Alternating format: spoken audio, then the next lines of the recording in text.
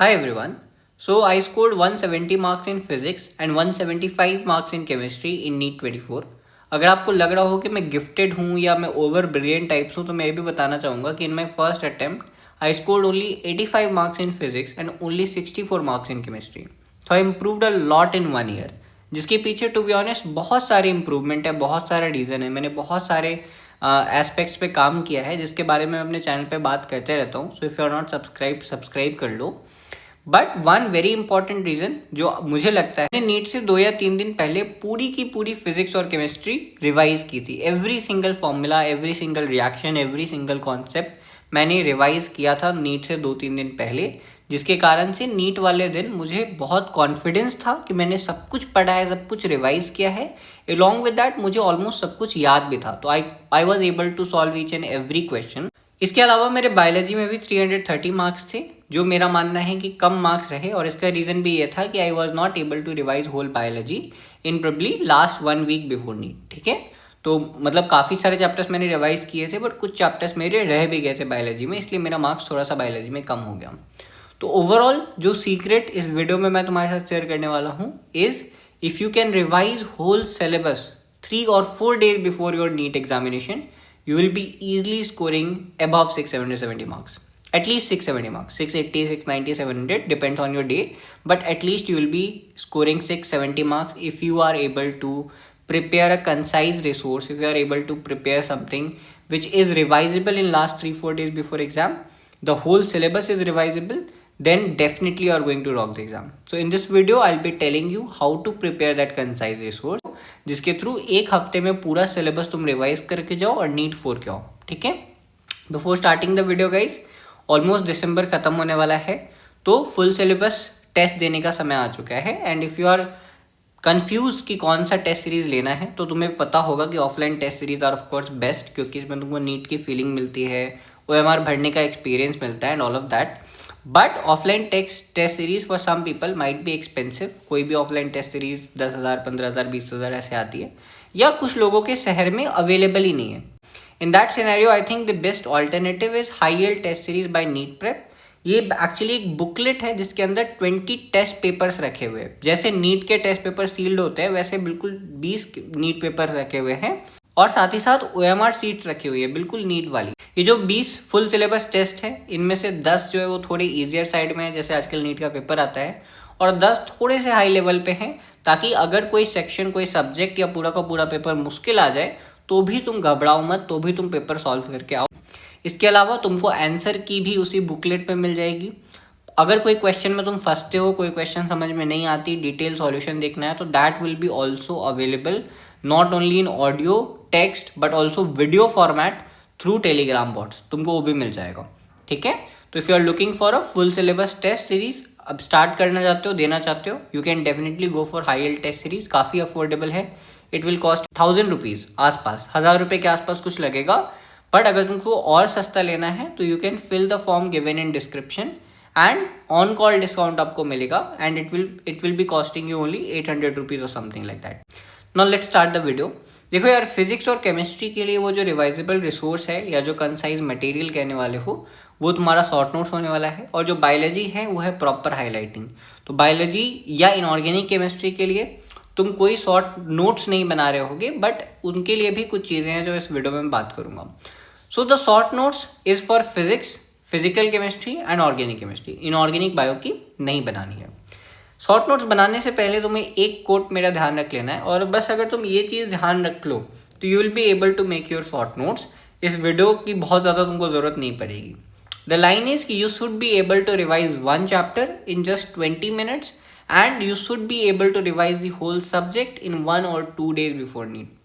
अगर तुम इतना कंसाइज मटेरियल प्रिपेयर कर लो कि कोई भी चैप्टर उठा के तुम 20-25 मिनट में रिवाइज कर पाओ, या पूरा का पूरा सब्जेक्ट तुम एक दिन में रिवाइज कर पाओ, तो तुम्हारा शॉर्ट नोट सफल है. जितना ज़्यादा कंसाइज तैयार कर पाओगे उतना ज़्यादा अच्छा शॉर्ट नोट होगा. ठीक है, अब देखो यार, कुछ मिसकंसेप्शन या मिस्टेक्स है जो तुम लोग शॉर्ट नोट्स को लेके करते हो. एक यार कि मैंने बहुत सारे लोग को देखा है कि एक शॉर्ट नोट्स में क्या करते हैं, एक A4 शीट लेते हैं, उसमें एकदम छोटा छोटा करके पूरा लिख दिया. उसका कोई फ़ायदा नहीं है मेरे हिसाब से. टू बी ऑनेस्ट, तुम छोटा लिखोगे या बड़ा लिखोगे उसका क्या अंतर पड़ेगा. इनफैक्ट अगर तुम बड़ा लिखोगे तो पढ़ने में अच्छा लगेगा, तुमको माइंड में भी स्टिक करेगा, एक विजुअल मेमोरी भी बनेगी। पर अगर तुम छोटा छोटा छोटा छोटा लिख देते हो उसका कोई फ़ायदा नहीं है। तो रैदर कंसाइज तैयार करो इसकी जगह पे कि तुम पूरा बड़ा बड़ा फॉर्मूला या पूरा पूरा चैप्टर ही छोटा करके छोटे छोटे हैंड राइटिंग में लिख के हटा दो, ठीक है, उसको कोई फ़ायदा नहीं है। बड़ा लिखो, साफ सुथरा लिखो, 1 पेज की जगह 2 पेज में लिख लो, पर कंसाइज मटेरियल को अच्छे से सुंदर राइटिंग में लिखना है, ऐसा नहीं कि छोटा छोटा बस भर दिया। दूसरा चीज़ कि फोमो में मत पड़ो। जब भी तुम शॉर्ट नोट्स बना रहे हो, every single paragraph, every single formula, every single ये वो जो दिखेगा तुमको लगेगा कि ये सभी इंपॉर्टेंट है और तुम सबको उतार दोगे, ठीक है। ये जब तुम उतार लोगे तो तुमको एक फील गुड फैक्टर तो आएगा कि यार मेरा शॉर्ट नोट्स में सब कुछ है, बट वो नॉन रिवाइजेबल हो जाएगा। तो फोमो में मत पड़ो। अगर मान लो कोई एक इंपॉर्टेंट फॉर्मूला, लेट्स चेक तुमने काइनेमेटिक्स का शॉर्ट नोट्स बनाया, तुम्हें पता है कि लक्ष्य ने बोला है कि बहुत ही कंसाइज बनाना है, मैं कम से कम लिखूं, तो कोई एक फॉर्मूला था S=UT+1/2AT²। यू वर कन्फ्यूज कि ये फॉर्मूला इंपॉर्टेंट है कि नहीं, और मान लिया कि तुमने उस फॉर्मूले को अपने शॉर्ट नोट्स में इंक्लूड ही नहीं किया। तो जब तुम शॉर्ट नोट्स करने के बाद प्रीवियस ईयर करोगे, जब तुम कोई MCQ सॉल्व कर रहे होगे, जब तुम कोई टेस्ट सॉल्व कर रहे होगे, तो डेफिनेटली तुमको उस फॉर्मूला पे क्वेश्चंस मिलेंगे जो तुम्हारे शॉर्ट नोट्स में नहीं है। तो वो क्वेश्चन तुमसे उस टाइम तो नहीं बनेंगे, पर जब तुमने एनालिसिस किया प्रीवियस ईयर का या टेस्ट का, तो तुमको दिखेगा कि यार इस वाले फॉर्मूला से तो क्वेश्चन आते हैं पर मेरे शॉर्ट नोट्स में नहीं है, तो अब इंक्लूड कर लो, है ना। तो rather than writing down whole long notes because of FOMO, it is better कि तुम एक आध इंपॉर्टेंट फॉर्मूला मिस कर जाओ और बाद में जब तुम प्रीवियस ईयर क्वेश्चन सॉल्व करने जाओ तो तुमको मिल जाए कि हाँ यार प्रीवियस ईयर में इस फॉर्मूला से या इस कॉन्सेप्ट से क्वेश्चन आए हैं, तो मैं उसको अपने शॉर्ट नोट्स में ऐड कर लेता हूँ, ठीक है। तो सिंपल सा तरीका है, शॉर्ट नोट्स बनाओ, PYQ करो। अगर PYQ बन जा रहे हैं तो तुम्हारा शॉर्ट नोट्स काफ़ी है, और जितना ज़्यादा छोटा बना पाओ उतना ज़्यादा फायदा होने वाला है, ठीक है। तो just write down all the formula, all the reaction and very few most important concepts, ठीक है। This is it. Now as far as organic chemistry is concerned, you have to write reactions at one place and all the other concepts at another. देखो यार मैंने NEET 24 में full marks score किया organic chemistry में, जबकि मेरी organic में almost 0 preparation थी जब मैंने ड्रॉप लिया था। तो इसका रीज़न ये था ना यार कि एलन में उन्होंने जिस तरीके से ऑर्गेनिक केमिस्ट्री पढ़ाई, दैट वॉज सो गुड। उन्होंने क्या किया था, मेरे टीचर थे ASP सर नाम था उनका, APS sir, Ambika Prasad Saraswat sir. उन्होंने क्या किया, उन्होंने पहले सारे कॉन्सेप्ट्स पढ़ाए, isomerism, nomenclature, GOC1, GOC2। Basically GOC1 में क्या था कि कार्बोकटायन की स्टेबिलिटी, कार्बनायन उसकी stability, resonance, +I+H, all of this जो भी कॉन्सेप्ट है वो उन्होंने एक जगह पढ़ाया। ही took almost 2 months for this, and next 15 days you just used to come and write reactions. तो मेरे एक तरफ आधी कॉपी में it was concept and then आधी कॉपी में it was reactions। तो मैंने रट लिया सारा, एक बार सारे कॉन्सेप्ट समझ लिया और फिर जाके फॉर्मूला रट लिया, तो या रिएक्शन जो थी वो रट लिया। तो इट हेल्प मी अलॉट। मेरे हिसाब से ऑर्गेनिक का ये बेस्ट अप्रोच है। और over time you will realise कि ऑर्गेनिक में बार बार ये कॉन्सेप्ट्स रिवाइज नहीं करने होते हैं। आप थोड़े टाइम में समझ जाओगे कि रेजोनेंस क्या होता है, आपको बार बार रेजोनेंस का डेफिनेशंस रीड करने की जरूरत नहीं पड़ेगी, ठीक है। बट जो रिएक्शंस है वो आपको बार बार पढ़ने का जरूरत पड़ेगा। तो जैसे GOC1 है, GOC2 है, नॉमेनक्लेचर है, आइसोमेरिज्म है, इसकी 2-3 रीडिंग भी तुम साल भर में लगाओगे या एग्जाम से 1 महीने पहले तुमने एक बार पढ़ लिया तो वो इनफ है। बट जो रिएक्शंस हैं या कुछ ऑर्डर्स होते हैं जैसे +I इफेक्ट का ऑर्डर, -I इफेक्ट का ऑर्डर, ये इसको आपको 20 से 25 रीडिंग देनी पड़ेगी। जो रिएक्शंस है, नेम्ड रिएक्शंस हैं, 20 से 25 बार आपको पढ़ना पड़ेगा, तब जाके आपको आपकी टंग पे आएगा वो चीज़, ठीक है। तो अलग अलग कॉन्सेप्ट, ऐसा नहीं होता कि हर एक चीज़ आपको 25 बार पढ़नी है। ऑर्गेनिक में आपको एक तरफ रिएक्शन कर लो, 25 बार पढ़ लो, एक तरफ कॉन्सेप्ट कर लो 2-3 बार बढ़िया से, बस कॉन्सेप्ट क्लियर रखो, ठीक है।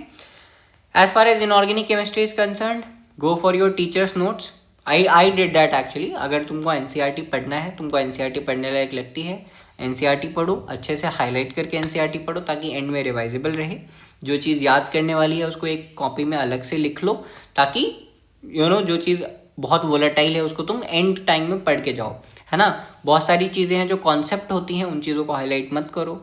बट मैंने क्या किया था यार इनऑर्गेनिक केमिस्ट्री में, मुझे NCERT काफ़ी टफ लगती थी पढ़ने के लिए, खासकर केमिस्ट्री की NCERT।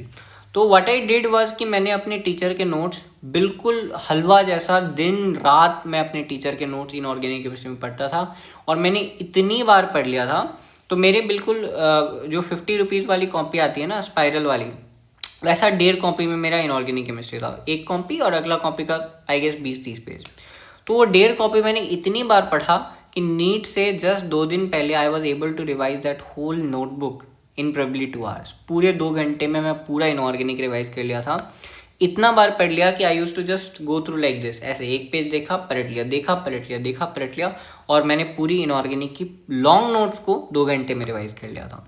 As far as biology is concern, उसके ऊपर मैंने एक डिटेल वीडियो बना रखा है, how to highlight it, what to do, what not to do. You can watch that, description में उसका एक लिंक दे दूंगा, you can go and watch that video in detail, जिससे तुमको पता चल जाएगा कि बायोलॉजी का कंसाइज मटेरियल कैसे प्रिपेयर करके रखना है ताकि एंड टाइम में तुम रिवाइज कर पाओ।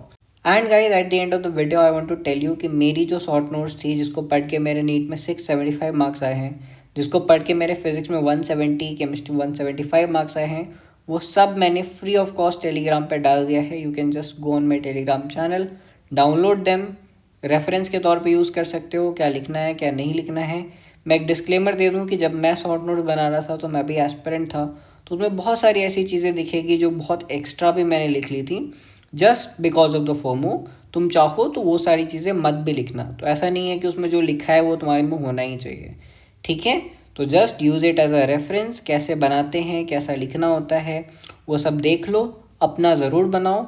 और एक आध चैप्टर अगर तुम्हारा कभी मिस हो जाए, नीट तक नहीं बना पाओ, तो मेरा यूज़ कर सकते हो, कोई दिक्कत नहीं है। डिस्क्रिप्शन और पिन कमेंट में लिंक मिल जाएगा टेलीग्राम का, वो भी ज्वाइन कर लेना। और चैनल सब्सक्राइब नहीं किया है तो प्लीज़ कर लो यार। I have improved a lot from 435 marks to 675 and I share that on my channel. तो लर्न फ्रॉम माई एक्सपीरियंसेस, क्यों खुद ड्रॉप लेना चाहते हो। I will see you, bye bye.